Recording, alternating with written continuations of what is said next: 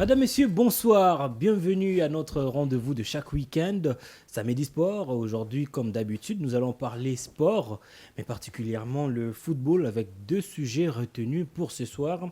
D'abord, cette nomination qui avait été entachée de beaucoup de problèmes, la nomination du nouveau patron du staff technique de l'équipe nationale de la République démocratique du Congo, Sébastien Desabre. Nous allons également parler de la nouvelle saison des Léopards. Comment est-ce que les potentiels sélectionnés des Sabres ont débuté leur saison? Nous allons parler de leurs statistiques en début de saison. Comment est-ce qu'ils se sont comportés tout au long de notre émission? Et pour cela, deux invités comme d'habitude. Et aujourd'hui, pour la première fois, Daniel Laï sur le plateau de Samedi Sport. Bonsoir Daniel. Bonsoir Joss Moukaya, un réel plaisir pour moi aujourd'hui encore de venir participer dans cette émission, même si c'est la première fois, mais avec vous, je m'en souviens, la dernière fois où j'ai fait une émission avec un présentateur comme Joss Moukaya, ça date 2018 ou 2019, donc il y a plus de 3 ans ou 4 aujourd'hui. La belle époque. Ouais, la belle époque là, je m'en souviens, je garde ça, là c'est dans le couloir, et revenir aujourd'hui, surtout à partager ces plateaux vers le Messi que je cache les noms, c'est toujours un plaisir. Voilà, c'est pour la première fois, mais pas la dernière fois. On aura le temps bien sûr de parler. Pour ce soir, une nouvelle fois, il nous revient. Grâce Diakoubama, bonsoir. Bonsoir Joyce, et bonsoir à Dani. Donc il a déjà tout dit. C'est vraiment un honneur de partager encore ce plateau avec mon frère parce que ça fait un bon bout de temps qu'on n'a même pas eu le temps de se rencontrer et puis parler encore sport à la télévision. Donc ça fait plaisir. On espère bien que nos analyses vont vraiment beaucoup apporter dans notre sport et surtout avec le nouveau sélectionneur national qui va arriver déjà dans le prochain jour. Et déjà, vous êtes omniprésent presque partout où on vous voit. Grâce Diakoubama. On va débuter déjà avec la première question. C'est notre travail. Avec la première question en rapport avec la nomination de Desabre. D'abord, déjà, d'emblée, est-ce que vous pensez, avec les 4 matchs restants, la RDC a la chance de se retrouver à la prochaine édition de la Coupe d'Afrique des Nations avec cette nouvelle nomination? Personnellement, je ne tiendrai pas rigueur à ce nouveau sélectionneur qui vient d'arriver, lui qui a comme mission de construire une équipe pour les échéances à venir, parce que déjà, nous avons raté l'entame avec Hector Cooper. Mais bon, la nomination de Sébastien Desabre, elle arrive au moment où tout le monde ne s'y attendait pas, mais on nous a dit que le sélectionneur avait postulé comme tout le monde et ses critères, soit sa façon de travailler, a attiré la fédération pour qu'enfin qu'il soit nommé sélectionneur national. Bon, en tant que Congolais, moi je lui souhaite bon vent, mais on sait comment ça va se passer avec l'environnement de la RDC, mais attendons d'abord voir ce qu'il va faire d'emblée et pour se positionner et déjà voir les Léopards de la RDC jouer les éliminatoires de la CAN qui va se jouer déjà bientôt. Il ne reste plus que 4 matchs. Mais bon, on attend. S'il faudrait être au niveau de la Côte d'Ivoire, il faut commencer par gagner toutes les rencontres restantes, mais ça ne sera pas une tâche facile. La condition sine qua non. Pour le nouveau sélectionneur. On l'espère que la RDC pourrait quand même se retrouver, bien que la tâche, elle est vraiment, vraiment difficile. Bien que la tâche, elle est vraiment, vraiment difficile, Daniel Laï, est-ce que vous, à votre avis, vous pensez que cette nomination est venue, en tout cas, déboucher le canal et puis donner une voie pour la RDC de pouvoir se qualifier pour la prochaine édition de la Coupe d'Afrique des Nations? Tout d'abord, pour essayer un peu de marteler, donc voler un peu par rapport à l'idée, c'est que Grâce venait de dire, de soulever ici. Alors, le problème de cette équipe, c'est ça même la question qui mérite d'être posée. Est-ce que les grands problèmes, c'était le départ de Cooper ou bien la nomination d'un nouveau sélectionneur? C'est ça la question. Je dirais non. Je dirais non parce que le problème est général. Vous savez, on a fait quand même la communication en sciences sociales. On dit que quand il y a des faits sociaux qui font défaut dans une société, il faut les traiter avec globalité et généralité. Les grands problèmes aujourd'hui, ce n'est pas au niveau des sélectionneurs. Moi, je dis toujours, aujourd'hui, on pouvait même donner cette équipe-là à un certain Raoul Chungu de Veclé, par exemple. On pouvait remettre cette équipe à Isaac Ngata, par exemple. ça allait, si on arrangeait tous les problèmes, ces entraîneurs allaient sortir la tête de l'eau. Donc le problème, ce n'est pas au niveau de l'entraîneur français qui est là. À mon avis, c'est un bon entraîneur qui va venir, qui va essayer de travailler d'arrache-pied pour essayer de relever le niveau de cette équipe de la RDC. Mais avec l'environnement qui est maintenant au niveau de la FECOFA, les comportements des uns et des autres, peut-être demain on va faire encore la main en culpa, dire bon, des arbres là ça ne marche pas, il faut aller chercher un certain Mourinho, un certain Guardiola, ça va pas toujours marcher. Donc c'est le moment peut-être avec l'arrivée de cet entraîneur français d'essayer d'arranger toutes les choses, toute cette certitude qui ne permet pas à l'équipe nationale d'avancer. Et puis peut-être on peut espérer dire bon, on va battre les équipes, on va battre la Mauritanie, on va battre les Gabon. Ça ne sera pas du tout facile quand pas même. du tout facile. Sinon, et surtout le Gabon, au niveau du Gabon, il est sinon on va se jeter dans l'eau. Donc c'est le moment. Les grands problèmes, ce n'était pas l'entraîneur. Bien sûr, on a vu Cooper à un moment, il n'arrivait pas à bien faire les choses par rapport à ses choix, par rapport au système au DG mis en place qui ne permettait pas à certains joueurs de s'exprimer parce que dans l'équipe nationale, on avait beaucoup de qualités. Chaque joueur avait sa façon, sa manière. Il faut juste adapter ce système DG par rapport aux capacités de chaque joueur. Mais ça n'a pas marché avec Cooper. Cooper est parti. Alors Sébastien est venu. Mais il faut arranger les problèmes, comme je le disais au début, dans sa totalité et globalité. Question de permettre au Léopard de sortir la tête de l'eau et de se qualifier à la Coupe d'Afrique des Nations. Parce que si ça n'arrivait pas encore, là, comme disait un jour un certain Zachary Bababoy, c'est que dans la mesure du possible, il faut refuser de jouer toutes les compétitions. Il faut que nous puissions rester et commencer à arranger les choses lentement, mais sereinement. Merci beaucoup, Daniel Laï. Je pense bien que ça décolle très bien déjà pour ce soir avec notre émission de Samedi Sport. On va prendre le parcours africain de Sébastien Desabre, qui est aussi un spécialiste du continent. Il connaît très bien ce continent pour avoir entraîné la formation d'ASEC Mimosas entre 2010 et 2012. Pendant son passage, il a eu entraîné Jean-Michel Seri, qui est aussi un bon milieu de terrain. C'est en 2012-2013 qu'il est allé au Cameroun au sein de Coton Sport de Garoua. En 2013-2014, au sein de la formation de l'Espérance sportive de Tunis. En 2015, il a entraîné la formation de Recreativo d'Angola. 2016-2017, il a entraîné la formation de Wydad Athletic Club de Casablanca. En 2017, il était au sein de la formation des Ismaili en Égypte. En 2017-19, il a été sélectionneur principal de l'équipe nationale de l'Ouganda. Avec cette sélection, il a réussi à jouer le CHAN et la Coupe d'Afrique des Nations en 2019. En 2019, la même année, il a entraîné la formation de Pyramide FC. La seule finale, la première d'ailleurs de cette formation en Coupe de la Confédération, finale perdue face à la formation de la Renaissance Sportive Club de Berkane par 1-0. D'ailleurs, on s'en souvient de cette finale. Il était l'entraîneur principal de cette formation en 2020, entraîneur de Wydad Athletic Club de Casablanca avec un certain Kazadi, Kassengou à l'époque.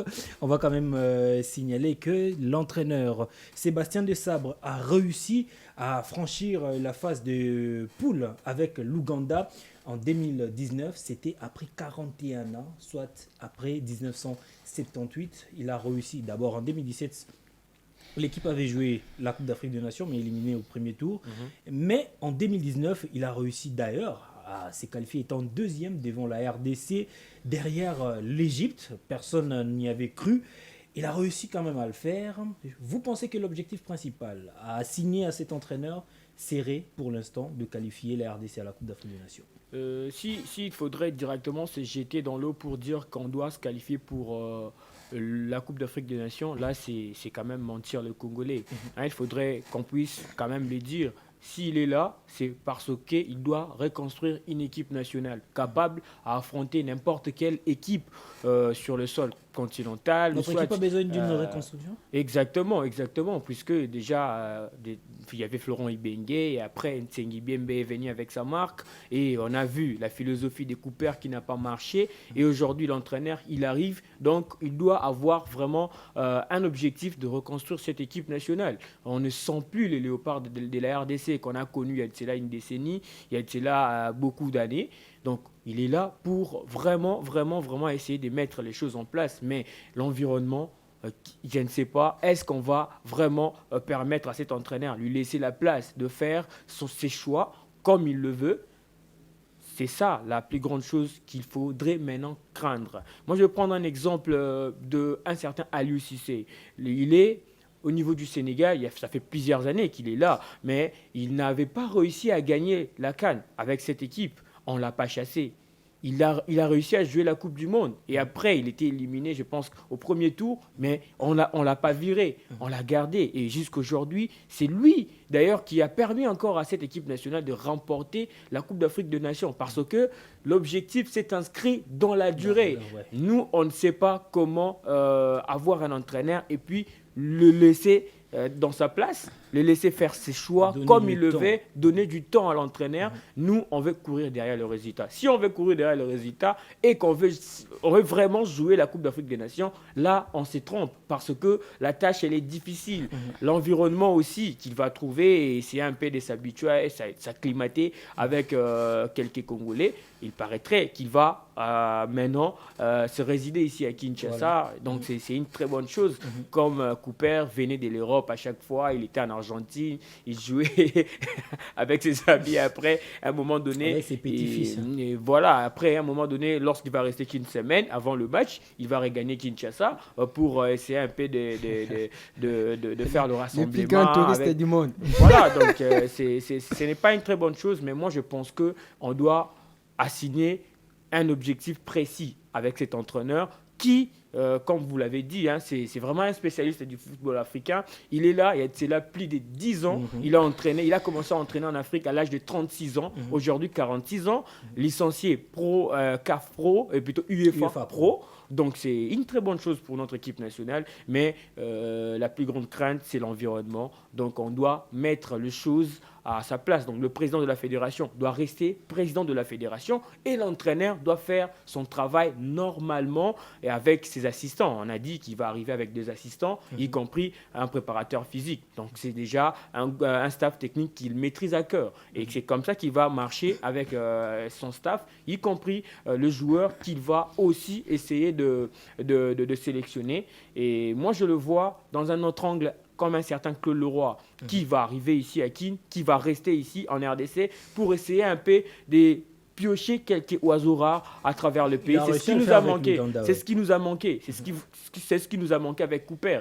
Cooper, bien sûr, il a organisé un stage avec le joueur locaux, mais pour quelle fin? À la fin de compte, on n'a retrouvé qu'un seul joueur, Hervé Lomboto, qui est un gardien derrière le 3e choix. Donc ce n'est pas une très bonne chose. Alors que notre championnat a des potentialités. Nous voulons voir aussi les jeunes locaux faire partir de l'équipe nationale. On va se rappeler, on a connu de jeunes comme ça. Il y a un certain Lema Mabidi qui sort de nulle part, de Shark Club, pour être titularisé lors d'une grande rencontre face au Cameroun, de Samuel Eto'o. Donc vous voyez des joueurs comme Manza Bidje, vous avez des joueurs comme Deo Kanda par les passés. On peut même citer des Mbalambuta Biscott, c'est des Matumo Nazola Room. Donc des joueurs comme ça.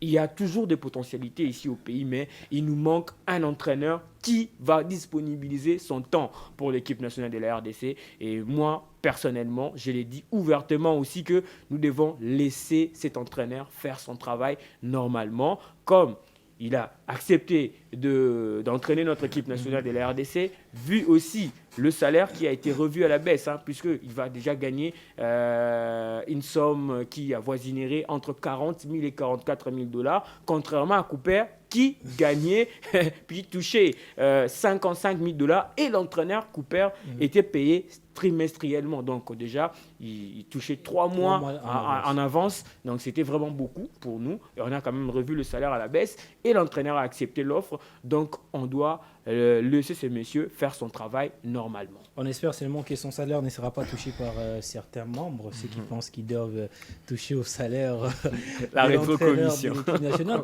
Et je pense également que sélectionner, donner un coup de projecteur aux joueurs locaux au sein de leur donner une place au sein de l'équipe nationale va aussi stimuler le football au niveau national, va aussi stimuler le football au niveau du championnat national, de la Ligue nationale de football. Le challenge deviendra encore beaucoup plus grand parce que tous ces joueurs n'auront plus envie d'aller à l'extérieur pour gagner leur place au sein de l'équipe nationale. Ils voudront prouver ici au pays pour espérer avoir une place au sein de l'équipe nationale. Daniel Laï, est-ce que l'objectif serait de se qualifier directement à la Coupe d'Afrique des Nations? Si oui, est-ce qu'il faut toujours compter sur ces joueurs qui nous ont amenés à ces stades ou alors il faudrait voir autre? Ouais, je vais vraisemblablement répondre à cette question. Mais avant tout, j'aimerais un peu dire quelque chose par rapport à ce qui, grâce Allez-y. venait de soulever ici, parce qu'il a parlé des choses importantissimes concernant cette équipe de la RDC. Mais il y a un point que nous négligeons, un point très important. Si aujourd'hui on continue de négliger ces points-là, même si on recrutait José Mourinho pour entraîner l'équipe de la RDC, nous allons rien faire, je l'ai dit. Les points, c'est la direction technique. Posons-nous la question. Est-ce que la direction technique de Léopard de la RDC a une philosophie déjà par rapport au système? Déjà, la direction technique ne s'occupe pas de l'équipe Ah, A non, de l'équipe la A, RDC. Par exemple, l'équipe A, s'il vous plaît. Cela n'intéresse pas. la S'il direction vous plaît. Allez-y. Ouais. L'équipe A, même si ça n'intéresse pas d'une manière ou d'une autre, mais la philosophie, chaque équipe. Quand vous voyez une équipe nationale, l'équipe égyptienne, aujourd'hui par exemple, dans toutes les compétitions, même si l'Égypte juste là n'a pas encore accepté pour jouer les compétitions au niveau Chan par exemple, mais vous allez comprendre qu'il y a une philosophie au niveau des systèmes de jeu. Ça veut dire on vous propose les 4-4-D. L'entraîneur portugais qui a coaché l'Égypte à la CAN, il est venu la trouver. Cette philosophie, ce système 4-4-D, lui, il est venu avec les schémas tactiques que vous voyez avec losange 4-4-D losange et puis l'attaque rapide. Ça veut dire qu'il y a une philosophie. Chaque joueur qui arrive, il sait que je pars jouer à l'équipe nationale avec telle ou telle philosophie. Donc l'entraîneur qui va venir, il va essayer d'ajouter quelque chose pour essayer de sortir la tête de l'eau. Ce n'est pas le cas pour nous. Donc c'est un point à travailler le plus vite que possible parce qu'on risquera un jour de recruter un entraîneur qui va venir avec un système 10, 5, 5, 6, 7, 7 comme ça. Parce que moi, Ibenge venait vers son système de jeu, il est parti. Tiengi Bembe venait vers son système, il est parti. Cooper est venu. C'est pas normal. Ce n'est que la RDC où ça se passe, ce genre de choses.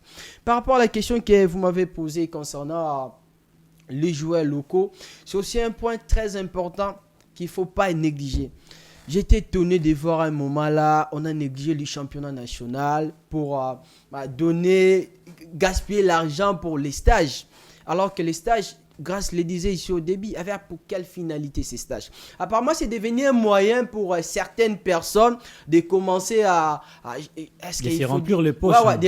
De faire de l'argent en tout moment. Comme tous les couloirs sont bloqués aujourd'hui, il faut organiser les stages aujourd'hui. On organise les stages.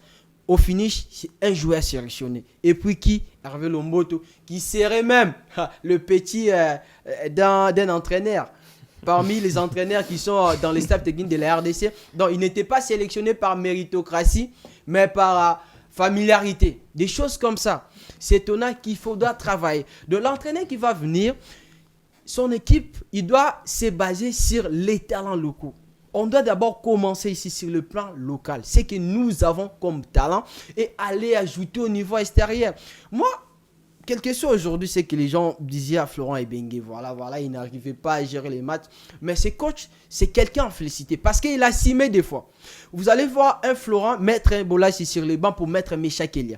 Parce que les locaux jouent avec la confiance, la totale confiance. Ils savent bien, nous joueurs, nous sommes au stade des Martyrs. Ils savent comment animer, comment faire réveiller le public. C'est ce qui manque au niveau des professionnels. On ne peut pas construire une équipe en se basant sur les gens qui sont à l'extérieur. Aller en tout moment courir derrière ces mamans-là qui restent en Europe, donnez-nous tel joueur. Non, on n'a pas besoin de ça. Il faut construire cette équipe de la RDC partant de ce que nous avons ici comme potentialité et essayer d'ajouter certaines qualités. Parce que moi, je pense qu'on a des très bons joueurs. Quand vous voyez des joueurs comme de Glody Lepola, même s'il a ses défauts, vous voyez des joueurs comme des William Likuta. Moi, vous voyez, c'est lui qui est parti du côté de l'Afrique d'ici, il jouait Karim. Ouais, Karim. Mais ces gars-là, je me demande comment ces gars-là pouvaient rater la sélection de Cooper avec toutes les qualités qu'il a. C'est la négligence parce qu'on se dit, bon, celui-ci joue du côté de la France, celui-ci joue en Europe. Ça veut dire que ça donne l'impression comme s'il est plus bon que celui qui joue aussi à l'extérieur. Concernant la Coupe d'Afrique des Nations, il faut être sincère. Moi, j'ai dit, si on va se qualifier dans cette compétition, ça ne sera pas avec les efforts de l'entraîneur qui va venir. Peut-être si on n'arrive pas à se qualifier, il ne faut pas les condamner parce qu'il va venir, il n'a pas beaucoup de temps pour travailler avec les joueurs au moment où les joueurs sont dans leur championnat, dans leur club, en train de jouer les championnats. Le peu de temps qu'ils vont revenir ici, est-ce qu'il faut mettre une philosophie, est-ce qu'ils vont comprendre ça? Mais si on veut vraiment se qualifier, l'entraîneur certainement il sera là pour coordonner avec son intelligence, mais certainement les adjoints qui sont les locaux ici, je ne sais pas si on va garder Zahira et les autres là, c'est à eux de travailler pour aider cet entraîneur parce que je dis en lui-même, ce sera très difficile, même si il a de la maîtrise, il a une idée sur le football africain. Je vois beaucoup de personnes les critiquer en disant que comment la FECOFA peut aller prendre un entraîneur de la deuxième division. Non. Desabre est sélectionné, est venu, on l'a accepté au niveau de la FECOFA, pas parce que par son palmarès européen, mais son palmarès africain, ce qu'il a fait. On l'a vu même, il a remporté la Coupe d'Angola avec les championnats d'Angola avec Recreativo. À l'époque, sa philosophie déjà, on a vu l'Ouganda, cette équipe-là. Mais c'était waouh, génial. À la Coupe d'Afrique, un entraîneur qui a des qualités comme ça, on ne pouvait pas dire parce qu'il vient de la deuxième division. Nous, on n'a pas, même si aujourd'hui on nomme un entraîneur de la troisième division, mais s'il est intelligent, il a une philosophie qui va aider l'équipe nationale à avancer et à sortir la tête de l'eau. Moi, je pense qu'il faut soutenir cet entraîneur. Ce n'est pas le moment de remettre en cause ses qualités, dire non, il n'est pas bon. C'est la fin qui justifie les moyens. On va les juger à la fin. Peut-être au début de la Coupe d'Afrique, des éliminatoires, ce qu'il va nous proposer comme jeu, partant de son intelligence. Mais encore, je vais demander aussi la collaboration parce que j'avais l'impression comme si Cooper et ses adjoints n'arrivaient pas à collaborer. C'était un Cooper dictateur qui était là pour imposer à ses adjoints, alors que quand on est entraîneur, il faut toujours collaborer avec les adjoints parce qu'ils sont là en train de travailler, ils sont aussi intelligents. Il va venir, il va essayer de collaborer avec ses deux adjoints parce qu'il va venir avec les deux adjoints et puis ceux qui sont ici au niveau intérieur, ils vont essayer de faire les choses. Il faudra travailler maintenant. On doit disponibiliser les moyens, donner les moyens à cet entraîneur de travailler, de sélectionner les joueurs par méritocratie. Non par dictat, parce qu'il est tel joueur. Ouais, c'est ce qui se passe aujourd'hui même au niveau de la FECOFA. Même si quand vous allez dire, on va vous dire, vous connaissez quoi. C'est ce qui se passe. Donc, tel joueur, il est proche de tel monsieur, il faut me prendre, même s'il n'est pas en forme. Si on continue comme ça, la descente aux enfers de notre football va continuer parce que ça se confirme déjà. Chaque jour qui passe, il faut travailler d'arrache-pied, donner le temps, donner les moyens à cet entraîneur. Je pense demain ou après-demain, la RDC va rentrer. Voilà, avec force. Du temps et aussi le moyen à l'entraîneur Sébastien de Sabre qui va arriver incessamment ici à Kinshasa pour paraffer enfin son contrat et puis prendre les fonctions officiellement en tant qu'entraîneur principal de l'équipe nationale de la République démocratique du Congo, Grace Yacoubama. Est-ce que cette fois-ci on ne dira plus que la force de pesanteur de la fédération va peser sur l'entraîneur et cela va influencer sur le résultat? Ou alors il faudra donner en tout cas beaucoup de marge de manœuvre à cet entraîneur? Ouais, c'est ça le plus important. Il faudrait vraiment laisser l'entraîneur faire son travail. Mais moi, ce qui me plaît est que bientôt, nous irons aux élections et déjà, on aura aussi un nouveau vent au niveau de la FECOFA.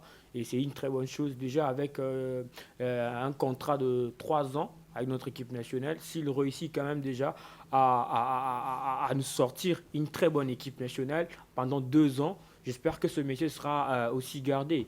Donc le plus important, ce n'est pas de changer les entraîneurs, mais d'avoir un entraîneur qui a un objectif précis. Donc nous, on a connu des entraîneurs comme Claude Leroy qui, à un moment donné, s'il n'a rien à faire, il prend sa voiture et il se dirige vers Njili pour voir même le championnat au niveau des ententes urbaines.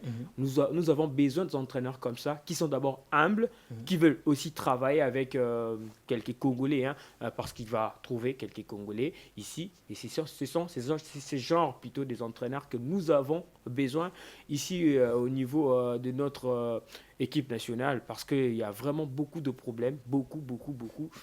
Seul entraîneur ne va pas réussir à apporter des solutions, mais au moins sa touche particulière au niveau de l'équipe nationale, elle est très importante. Et moi, j'espère bien que ce monsieur pourra réussir avec l'équipe nationale de la RDC au cas où la fédération et ses membres laissent plutôt le temps à l'entraîneur de travailler normalement pour vraiment faire ses choix. Comme Daniel l'a dit, Daniel c'est un vrai défenseur du championnat national. Lui, il veut toujours voir quelques joueurs évoluant ici en RDC. Mais bon, c'est bien. Mais l'équipe nationale de la RDC ne se résume pas seulement de joueurs qui sont ici, même aussi ceux-là qui sont à l'extérieur. Mais ça dépendra maintenant de sa sélection, de ses critères.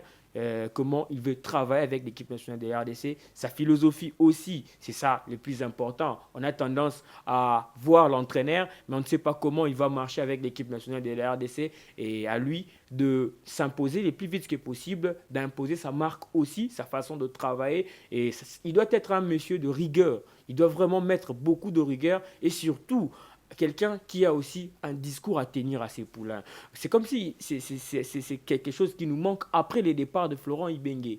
On a connu Nsengui Biembe, mais les discours, on ne sait pas vraiment dans le vestiaire si ça marchait comme il se doit. Il y a Cooper qui arrive derrière, qui ne maîtrise même pas le français, et après il se faisait accompagner par son interprète. Le discours aussi, ça ne collait pas. Donc nous, on nous a relaté l'histoire qui s'est passée au Soudan. Donc il n'y avait pas...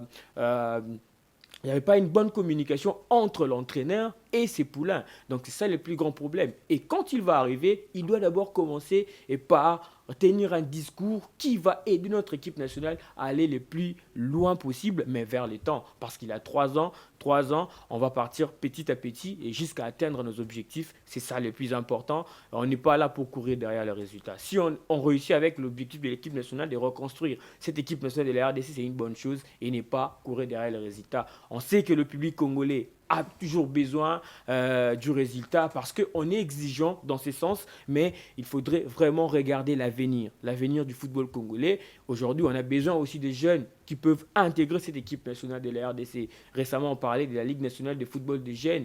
Et si on regarde déjà nos équipes d'âge, nous, on a un grand problème, on a un sérieux problème de participer aux différentes compétitions de la CAF ici en Afrique. La dernière fois, c'était le U20 en 2013 avec la génération Bangala Litombo. Donc on voit déjà qu'il n'y a pas une pépinière qui est vraiment assurée, qui est capable à affronter n'importe quelle compétition. Donc c'est comme ça, on doit aller étape par étape. Mais ici, ce n'est pas respecté. Une fois, vous êtes chez V-Club, vous intégrez directement l'équipe nationale. Mais il y a des Gendouzi qui sort au niveau d'Arsenal, mais qui est déjà un espoir français. Vous voyez, quand il rentre à Marseille, il est sélectionné en équipe nationale, il connaît la philosophie de l'équipe nationale. C'est comme ça que ça doit marcher. Et moi, je pense qu'avec cet entraîneur, quand il va arriver, il doit être un monsieur de rigueur pour réussir avec l'équipe nationale de la RDC. Réussir avec l'équipe nationale de la RDC. L'équipe nationale de la RDC, c'est aussi l'effectif de cette sélection, le joueur qui accompagne,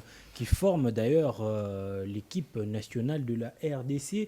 Et le week-end précédent, ces joueurs ont débuté avec la majorité, d'ailleurs, avec leur championnat au niveau européen, au niveau de l'Angleterre. Nous allons prendre Niskins Kebano qui est revenu encore une nouvelle fois avec la formation de Fulham en première division. La formation de Fulham a affronté celle de Liverpool. Le match s'est soldé sur la marque de 2 buts partout. Niskins Kebano a eu droit à 66 minutes. Il a réussi 25 ballons touchés malgré 0 tir cadré. Un tir non cadré. Il a réussi à gagner 3 duels sur le 9 qu'il a pu disputer. 8 pertes des ballons. Il a bénéficié d'une note de 6,5 sur 10 lors de cette rencontre. Sabouati, malgré, on va évoluer mollo mollo avec les Léopards de la RDC, mais la majorité n'ont pas réussi en termes individuels à faire une bonne entame de leur saison. Je vais commencer par Kebano. J'ai dit waouh, c'est un Kebano, c'est comme s'il était du côté de la Belgique où il est passé Charleroi Genk par sa façon de faire les choses. Je vois cette frappe à la lucarne droite gardée par Alisson qui va toucher malheureusement les poteaux et le premier but marqué par Fulham. Kebano tout fait tout flamme. Je pense que ça va continuer comme ça parce qu'on sait avec nos joueurs, des fois ça commence comme ça au début de la saison. À un moment, ils vont disparaître comme la rosée, mais je pense qu'ils vont continuer comme ça. J'ai aimé Kebano, j'ai vu aussi Cédric Bakambu avec Marseille. J'ai vu cet esprit-là qu'il a parce que les jours prochains, dans les couloirs, il paraîtrait que Cédric devait quitter Marseille. Il a montré son envie de rester avec cette passe décisive pour clore la fête du côté de Marseille. Il était capable lui-même de marquer, mais il n'a pas pu marquer. Il a donné la passe. Ça montre déjà, ça commence bien. Chancel aussi. Donc, c'est 10%. Si vous me demandez, par exemple, des côtés sur 10, moi, je peux donner 6 pour le début des championnats, des prestations des différents léopards de la RDC. Début de la RDC, les léopards, selon Daniel Laï, ils donnent 6 sur 10, malgré que nous allons évoluer petit à petit avec l'évolution de nos léopards Kebano, avec la première ligue. Il a eu du mal souvent avec la formation de Fulham. À chaque fois, il a été relégué en deuxième division. Et cette fois-ci, on sent que ça sera peut-être la bonne. On sent alors qu'il est entré en seconde période et déjà il a débuté la rencontre. C'est une très bonne chose. Et moi, du côté de Fulham, moi je dirais plutôt que ce n'est pas une surprise avec Kebano. On sait comment ça va commencer et puis finir. Donc Kebano, il doit vraiment capitaliser ses chances. À chaque fois qu'il est titularisé, il doit marquer son temps. Il doit marquer aussi les esprits pour enfin attirer l'attention de son entraîneur et rester vraiment dans ce championnat de la première ligue. C'est une très bonne chose de le voir comme étant titulaire. Et déjà, comme Daniel l'a dit, il y a un certain Cédric Bakambu et puis Chancel Mbemba qui aussi embellit le week-end dernier par leur prestation. Chancel, bravo surtout, prendre directement la place de William Saliba qui est parti du côté d'Arsenal et récupérer ce poste. C'est une très très bonne chose. Il avait vraiment assuré les Congolais, lui qui a fêté ses 28 ans d'âge, et c'est vraiment une très bonne chose avec quelques Congolais aussi, mais bon, on ne doit pas être aussi exigeant. Il y a certains joueurs qui ont changé de club, il y a l'environnement aussi qui change, mais il faudrait aller étape par étape, voir encore les journées restantes et pour essayer aussi de voir quelques Congolais sur les terrains. Moi, je ne suis pas vraiment beaucoup exigeant. On est au début de la saison. Les entraîneurs essayent aussi d'utiliser quelques cartouches et ça va aller vers le temps. Et ça sera une tâche très difficile aussi pour notre sélectionneur national de trouver quelques bons joueurs, quelques bons éléments et surtout des joueurs performants parce que nous voulons ceux-là qui viendront en équipe nationale viennent par méritocratie et non par familiarité comme Daniel l'a dit ici. Donc c'est vraiment ça le plus important. C'est vraiment ça les plus importants. Nous allons avancer avec un autre Congolais. Lui avait fini la saison en pompe. D'ailleurs, c'était les chouchous. On parlait de lui presque chaque fois au sein de cette émission Samedi Sport. Il s'agit de Jackson Mouleka. Lui, avec sa formation, sa nouvelle formation, la formation de Besiktas, ont réussi à battre Kayserispor par 1-0. D'ailleurs, c'était un but qui est arrivé tardivement dans cette rencontre. L'international congolais, ancien joueur du tout-puissant Mazembe, lui a réussi 57 minutes, 33 ballons touchés, un tir cadré, un tir non cadré, 5 duels remportés sur le 13 disputés, 10 pertes des ballons comme attaquant, et il a bénéficié d'une note de 6,8 sur 10. Tandis que son compatriote, un autre Congolais qui partage avec lui le même maillot, Masuaku, lui a a réussi à disputer les 90 minutes avec 4 duels remportés en tant que défenseur latéral gauche. 16 pertes des ballons, 67 ballons touchés et lui a été noté 7,2 sur 10. On va prendre d'abord Jackson Mouleka, lui qui avait quitté d'ailleurs la formation de Standard de Liège. Il s'est exilé du côté de la Turquie avec la formation de Kansim Passa où il a réussi quand même une bonne fin de saison. Alors en tout cas, tout le monde a été émerveillé par la façon dont il avait fini sa saison. Mais déjà, dès l'entame, 57 minutes, il a réussi en tant qu'attaquant de pointe à ne cadrer qu'un seul tir. Et puis à ne pas cadrer un seul tir. Si on fait un total, ça ne sera que de 2 tirs tout au long de la rencontre. 57 minutes pour 2 tirs. Ouais, c'est déjà bien pour un joueur comme Gerson qui a changé l'équipe pour la première fois, pour le premier match, d'être déjà titularisé avec ce club turc. Ça montre que ça promet des belles choses pour l'avenir, même s'il n'a pas marqué, il n'a pas tiré à plusieurs reprises. Le fait qu'il a tiré une seule fois, ça montre cette détermination qu'il a déjà pour la suite de ces championnats. Moi, je pense que l'essentiel, c'était pour lui de commencer les matchs. Il a démontré pendant la pré-saison de quoi il était capable par rapport à ses qualités, sa performance, sa façon d'analyser les jeux sur le terrain. Là, il a réussi titularisé pour la première fois. On va voir comment ça va évoluer pour la deuxième journée et la suite du championnat turc. On va voir comment ça va évoluer grâce à Koubama. Je vais vous prendre avec un autre Congolais parce que la majorité des attaquants de Congolais n'ont pas réussi en tout cas à marquer ces week-ends. Mais il y en a quand même certains qui ont réussi à faire un tout petit peu la différence quand même en étant passeurs décisifs. Là, on va citer Assomba Longa, Britz, qui a joué 81 minutes lors de leur formation. Match gagné d'ailleurs par sa formation par 3-2.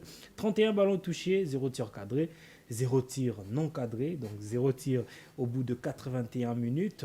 8 duels remportés sur 19 disputés, 16 pertes des ballons, mais au finish, une passe décisive et il a bénéficié d'une note de 6,5. Bravo à lui, lui qui a bien aussi fini la saison dernière. Il a marqué plus de 10 buts avec cette formation des Adena Ademirspor. C'était une équipe promue au niveau de la première division de la Super League. Et voir aussi cette équipe, et c'est qui le rival de ce joueur? Il y avait un certain Mario Balotelli, donc un attaquant expérimenté, mais le Congolais a quand même a pu faire la différence la saison dernière. Espérons que cette saison, déjà avec une passe décisive à la première journée, ça sent qu'il y a vraiment de l'envie de faire mieux lors de prochaines journées avec cette équipe qui est à sa deuxième saison au niveau de la première division du championnat turc. Qui a sa deuxième saison. Je vais rester avec toi aussi avec Oscar Maritou qui a disputé aussi la reprise de leur championnat. Le championnat chinois avait repris le 5 août dernier. Oscar Maritou, l'unique Congolais d'ailleurs qui reste à la première division du championnat chinois, lui a réussi à battre la formation mitigieuse d'ailleurs, je dirais d'ailleurs pas mitigieuse la formation emblématique. L'un des plus grands clubs. Emblématique, c'est les termes que je voulais utiliser. La formation de Guangzhou FC. Après 90 minutes disputées, 48 ballons touchés, lui également 0 tir cadré, des tirs non cadrés, 8 duels remportés sur le 15, une passe décisive au finish. Il a bénéficié quand même d'une note de 7,5 sur 10. C'est l'un des meilleurs joueurs de sa formation, Oscar. À chaque fois que ce joueur et son équipe se présentent devant une autre formation, au niveau de la Chine, Oscar est très bien surveillé et surtout par ses adversaires. Et ce jour-là, la tâche n'a pas été facile pour le Congolais, bien qu'au finish, il a fini par délivrer une passe décisive. Lui qui totalise déjà 2 passes décisives à son actif et aussi 2 buts marqués depuis le début de la saison. Donc la saison n'a pas été aussi facile pour sa formation de Kangsu Mighty Lions qui enregistre seulement sa deuxième victoire depuis le début de la saison. Donc vous voyez que son équipe vraiment est un tout petit peu en perte de vitesse, mais le Congolais essaye à chaque prestation de faire toujours le mieux et d'être toujours au top, et comme il le fait. Et déjà, par le passé, Oscar a connu une blessure au niveau déjà de la deuxième journée avec face sa à formation. Mezuaka. Exactement, cette équipe-là promue, mais qui crée des surprises au niveau de la China Super League. Et après, les Congolais se relevaient et il est toujours titularisé en pointe de son équipe. Il apporte toujours du tonus et à chaque fois qu'il est sur le terrain, il se démarque toujours. Et ce jour-là, Oscar avait encore une fois de plus l'honneur de finir le match en pointe de l'attaque de Kangsu Mighty Lions. On espère que ça va s'inscrire encore dans la durée, puisque déjà, la prochaine rencontre, il sera encore là avec son équipe. Et lui qui va fêter encore son anniversaire déjà le 17 août prochain. Oh, anticipativement, nous lui souhaitons déjà bon anniversaire. Oui, Merci Joss, beaucoup, s'il vous Bastien. plaît, je voulais ajouter quelque chose. Bon, Oscar, c'est un joueur que moi, personnellement, je ne connais pas comme ça. Mais à des reprises, j'ai eu la chance de suivre les championnats chinois. J'ai vu ses prestations. Bon, je me demandais à la maison, j'ai dit même à un frère qui me tenait compagnie ces jours, pourquoi ce joueur n'est pas sélectionné à l'équipe nationale. Je pense que c'est parmi les joueurs, à défaut, vous savez, un attaquant, à défaut de marquer en bi, si vous arrivez à donner des passes, ça veut dire que vous êtes meilleur. L'endurance, la vivacité, ses qualités, même au niveau de la frappe, je me dis que vu qu'il reste les seuls joueurs qui jouent dans ces championnats, ils représentent valablement la RDC.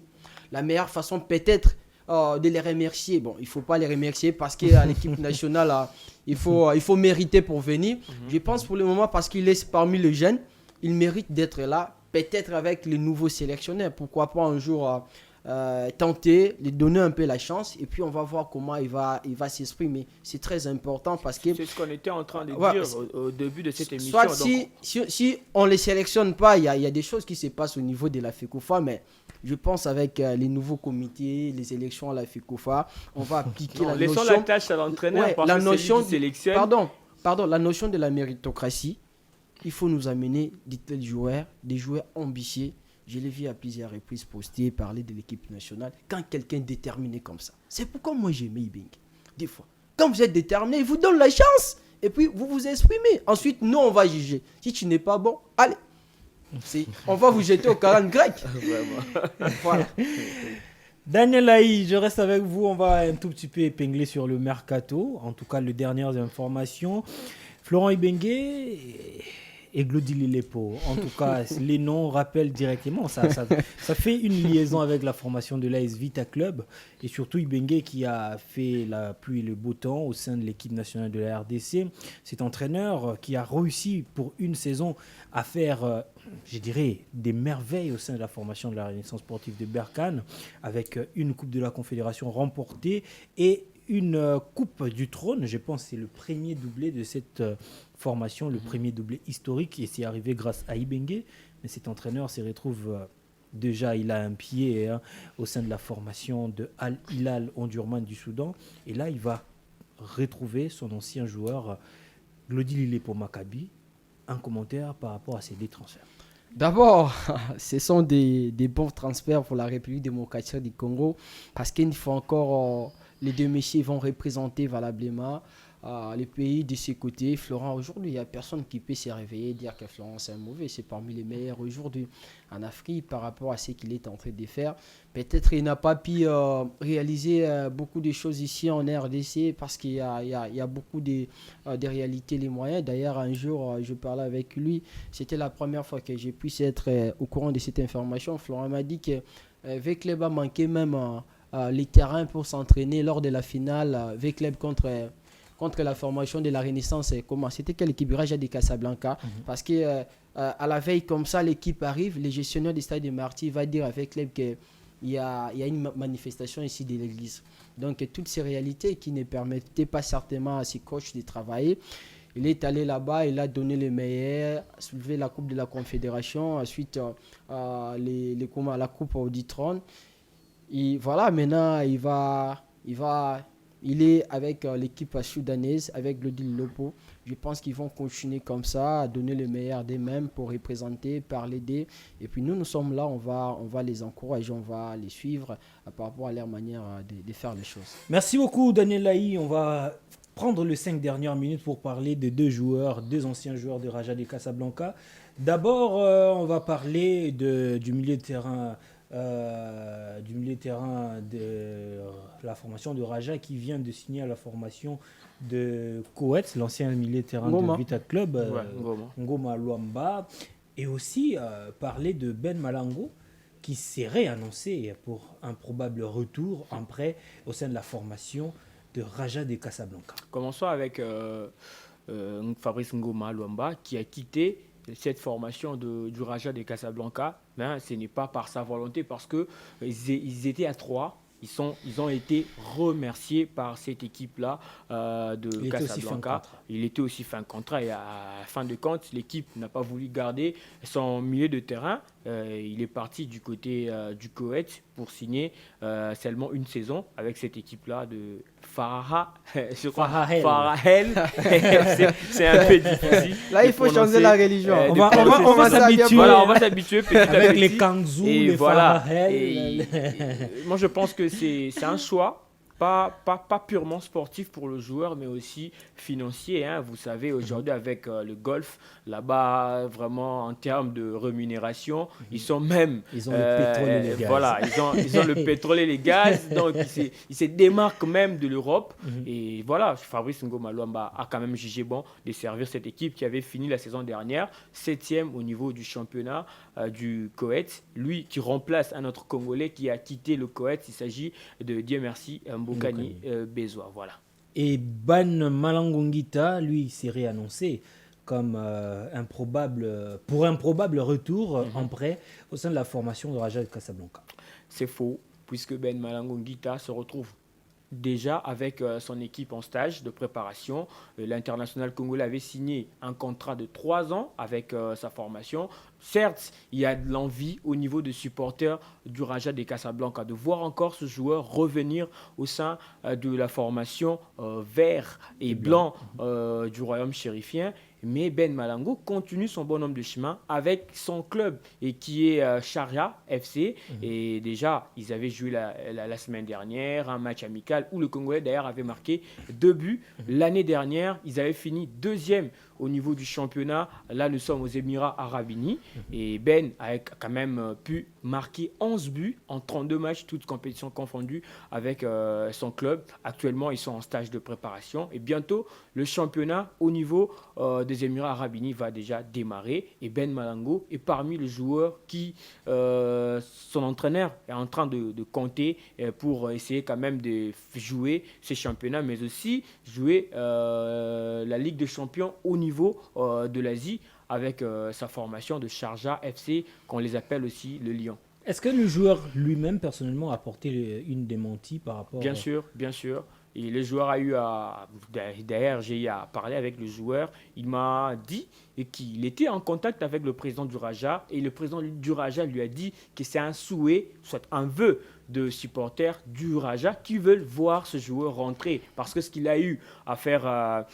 avec cette équipe en 2 saisons, c'était vraiment énorme. Et le Rajaouite veut en sorte que Ben rapatrier le Malango joueur, puisse encore revenir au sein de cette formation. Déjà, lors de vacances, Ben était ici à Kinshasa et après, il a fini ses vacances au niveau du Maroc. Donc, vous voyez comment il est vraiment aimé par certains fans marocains qui veulent vraiment revoir ces Congolais revenir et après mouiller encore une fois le maillot du Raja, mais chose qui n'est pas encore arrivée puisqu'il est encore lié avec sa formation de Sharjah FC pour 3 saisons. Il avait fini la première et il entame déjà la 2e.